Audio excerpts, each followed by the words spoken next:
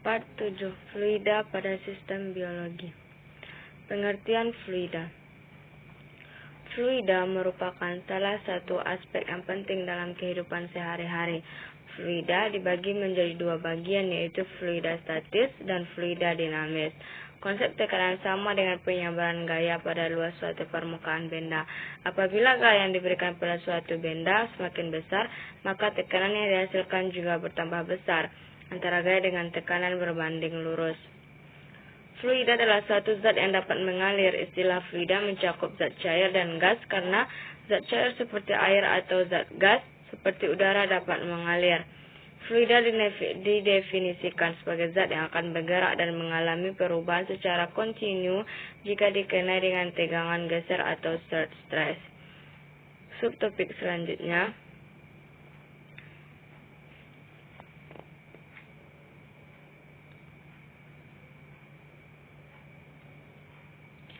peran fluida dalam peristiwa fotosintesis pada tumbuhan.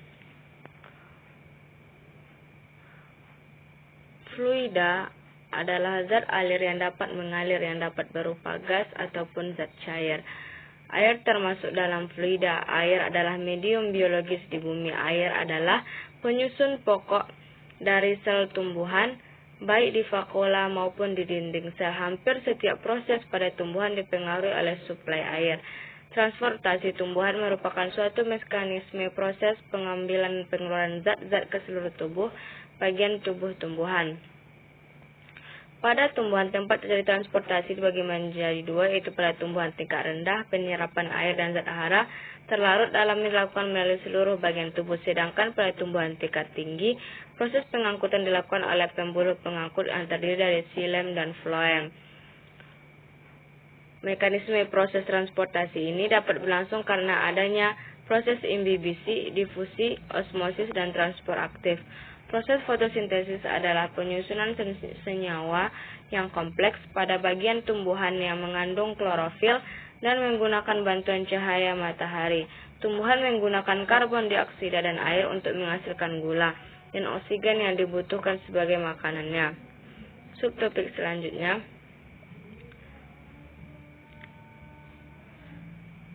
prinsip fluida pada aliran darah manusia.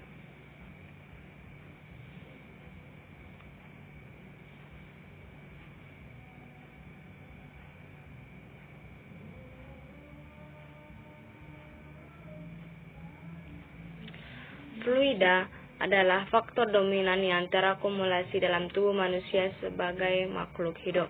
Peran fluida dalam tubuh manusia terlihat dari sistem yang dimiliki oleh manusia sebagai ciri makhluk hidup, yaitu pada sistem peredaran darah atau sistem ekresi. Tubuh manusia terdiri dari 70% proses fluida, menjadikan peran fisika fluida. Fluida merupakan zat yang berperan penting dalam sistem yang ada pada diri manusia. Contoh kasus perantikan hidrostasis pada manusia saat jantung berkontraksi menyebabkan darah terpompa keluar dari jantung pada tekanan PO. Pada kondisi ini darah mengalir sepanjang pembuluh arterinya. Jika dimisalkan darah mengalir dari otak saat manusia berdiri, otak berada pada ketinggian H relatif terhadap jantung. Pada sistem pembuluh darah dapat diamati dua jenis susunan pembuluh, yaitu serial dan paralel. Subtopik selanjutnya, prinsip fluida pada burung.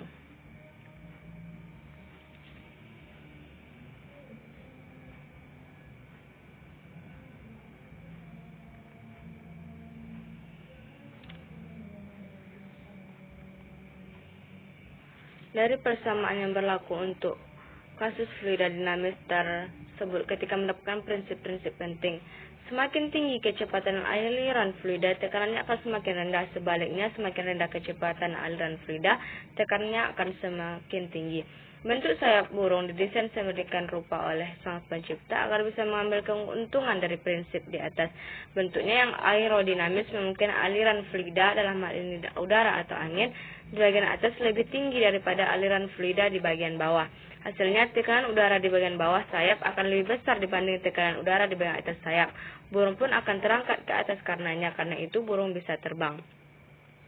Struktur tubuh burung memungkinkan bisa melakukan penerbangan sendiri dengan gaya-gaya aerodinamik. Aerodinamik adalah cabang dari ilmu dinamika fluida berkaitan dengan kajian pergerakan udara, khususnya ketika ada benda padat berinteraksi dengan udara tersebut.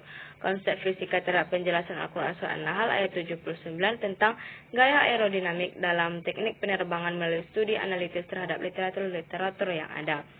Subtopik selanjutnya,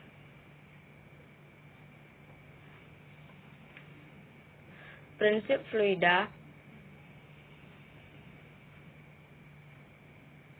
pada paru-paru manusia.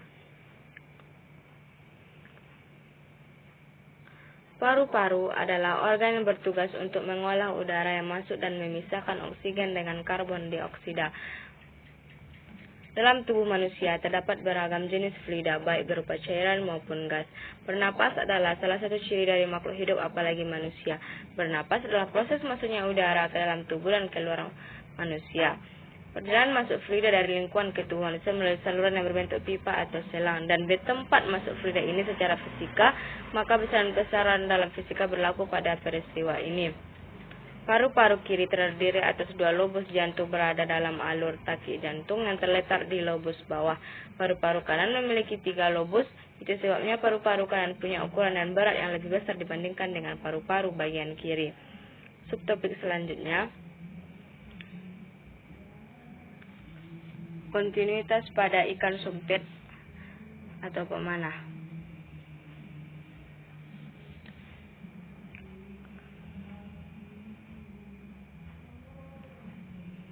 Ikan pemanah memiliki kemampuan adaptasi yang tinggi. Hal itu disebabkan ikan pemanah bersifat eurahalin sehingga dapat ditemukan di perairan tawar maupun laut. Bentuk tubuh ikan sumpit dari ujung mancung hingga sirip punggung hampir lurus. Warna ikan ini adalah putih atau keperakan. Habitat sering ditemukan di Asia Tenggara dari India ke Filipina, Indonesia, Vanuatu, Kepulauan Solomon, dan Papua Nugini. Ikan sumpit mendiami muara, sungai, dan perairan pesisir Payau, Asia, di rawa-rawa bakau, dan bahkan di Australia bagian utara. Proses ikan sumpit memangsa ikan, air dimasukkan dalam mulut dan disimpan di dekat insang. Air yang berada dengan mulut kemudian diuncurkan dengan menekan insang. Air akan mengalir melewati saluran di rongga mulutnya. Lidah ikan yang berfungsi sebagai katup akan melesatkan air dengan kuat menuju target. Ciri khusus yang dimiliki adalah untuk mencari makanan dengan menyemburkan air ke permukaan untuk menangkap mangsanya. Ikan ini memiliki mata yang besar, tidak seperti ikan lain yang diposisikan untuk penglihatan binokular. Subtopik selanjutnya,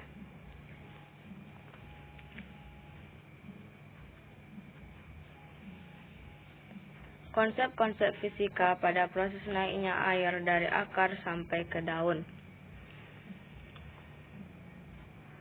Proses masuk airnya ke tanaman. Proses pengangkutan air dan mineral dari dalam tanah oleh tumbuhan berawal dari air diserap oleh rambut akar. Air dan mineral tanah memasuki tumbuhan melalui epidermis akar, melintasi korteks akar dan masuk ke dalam stel.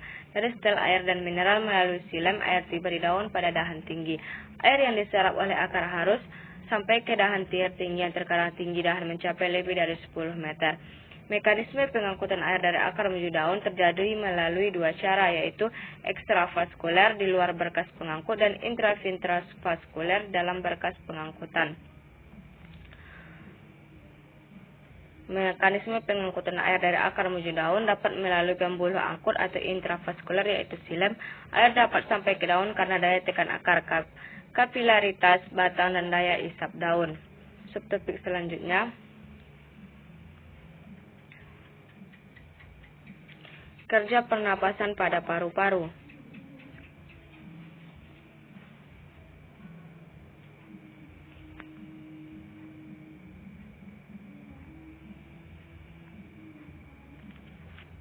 Paru-paru merupakan organ respirasi atau pernapasan yang berhubungan dengan sistem dan sirkulasi peredaran darah. Fungsinya adalah menukar oksigen dari udara dengan karbon dioksida dari darah. Paru-paru terdiri dari jutaan alveolus yang menerima udara dari bronkiolus dan bertugas sebagai tempat pertukaran oksigen dan karbon dioksida.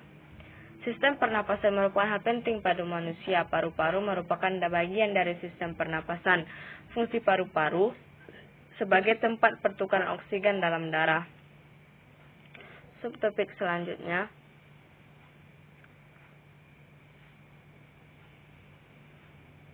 kerja jantung.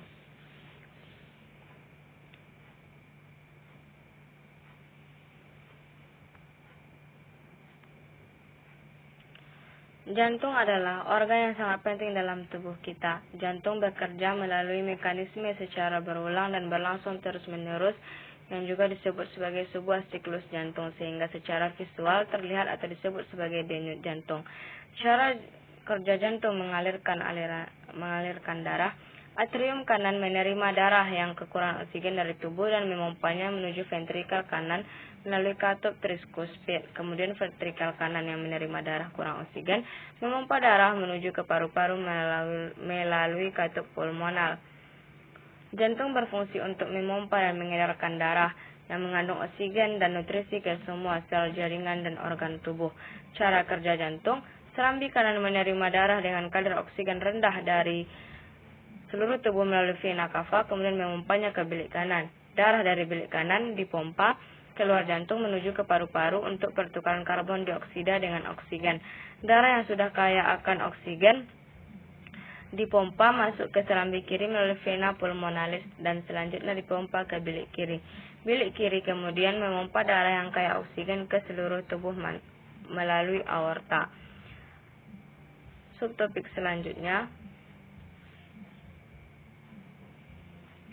contoh penerapan prinsip fluida pada alat kesehatan.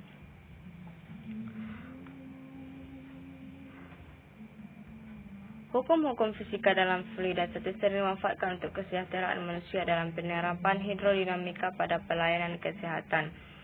Fluida, contoh penerapannya yaitu pada manometer, tekanan pada titik A sama besarnya dengan pada titik 1. Tekanan titik 2 adalah tekanan titik 1 ditambah dengan HI.